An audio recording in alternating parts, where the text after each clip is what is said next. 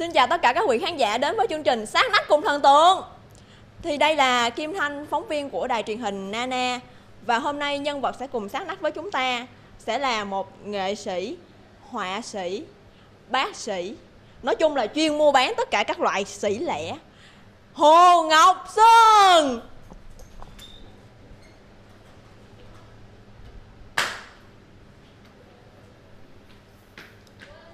Xin chào tất cả các bạn. Em xin chào anh Sơn. Thì theo như em được biết, anh vừa nổi tên tuổi nhờ tung clip set với một diễn viên XXX nào đó, bla bla bla.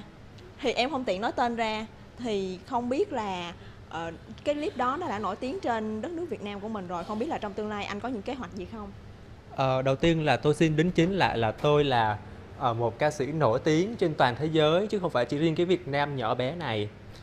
Cái dự án của tôi sắp tới sẽ tung ra một clip video clip ca nhạc rất là hoành tráng, nhưng mà để PR cho clip đó thì tôi sẽ tiếp tục tung đồng hành một clip set rất là hoành tráng, quy mô rộng lớn, quy tụ rất là nhiều ngôi sao nổi tiếng ở Vbiz. Vâng, xin cảm ơn anh Sơn. Và sau đây sẽ là chương trình giao lưu sát nách cùng thần tượng.